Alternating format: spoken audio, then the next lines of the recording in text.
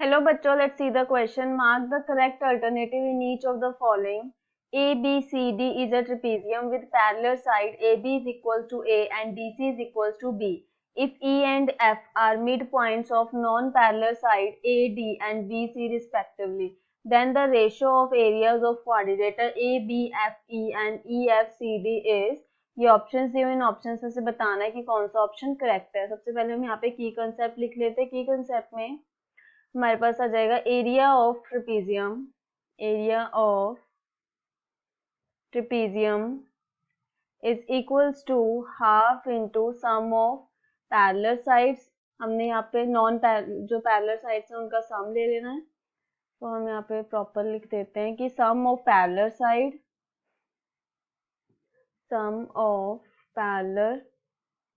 Side into height of the distance between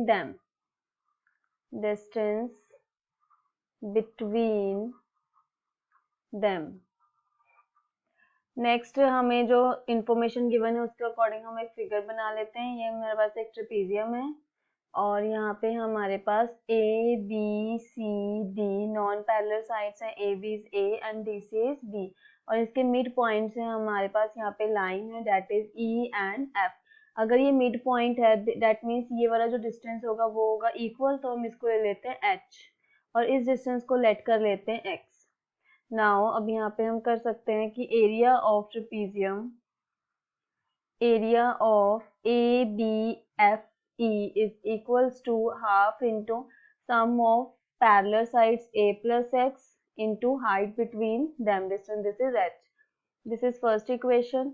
Second, area of EFCD is equals to half of यहाँ पे a b plus x into h, इसका भी distance क्या है h.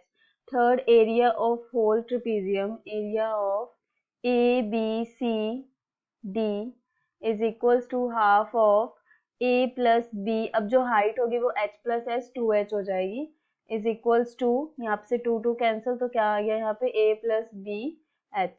ये होगी थर्ड इक्वेशन। अब हम लिख सकते हैं जो होल हमारे पास एरिया है, area of A B C D, this is a plus B into H which is equals to sum of the area of these trapezium. So this is half a plus x into h plus half a plus x b plus x into h.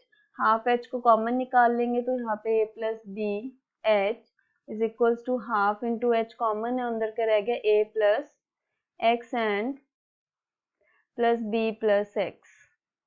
ये जो half और H उस side जाके cut हो जाएगा और 2 उस side जाके 2 into A plus B is equals to यहाँ पे आ जाएगा 2x plus A plus B. A plus B इधर जाके माइनस, इसको 2a प्लस बी 2b, 2 को अंदर मल्टीप्लाई कर दिया, minus a minus b is equals to 2x। तो ये आ जाएगा a plus B is equals to x, 2 दूसरी साइड जाके डिवाइड, तो x की वैल्यू ये आ गई।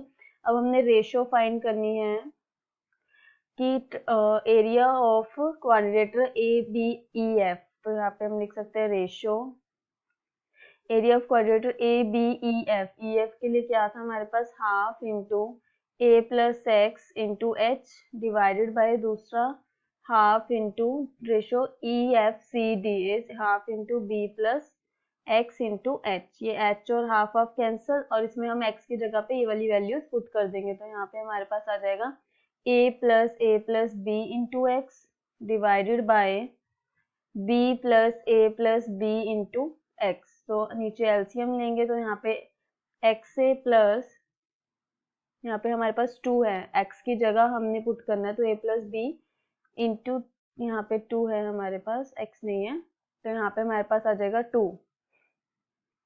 2 से एलसीएम लेंगे, यहाँ पे भी 2a प्लस बी अपॉन यहाँ पे भी 2b plus a plus B. अब जो 2 है वो नीचे कैंसिल हो जाएगा, सेम है, तो यहाँ पे हमारे पास क्या आ गया, इसको अगर हम यहाँ पे लिखे a plus 2a plus a is 3a plus b ratio 2b plus b क्या होता है 3b प्लस a। तो यहाँ पे हमारे तो ऑप्शन हम इसमें देख लेते हैं 3a वाला, 3a प्लस b और a plus 3b. Yes, C option is correct option. So final answer is the ratio of the two quadrilaters to trapezium is 3a plus b to 3b plus a. Correct option is 3a plus b. Ratio a plus 3b is C option. And by using the key concept, area of trapezium is equals to half into sum of the parallel sides into distance between them. I hope you understood well. Best of luck. Thank you.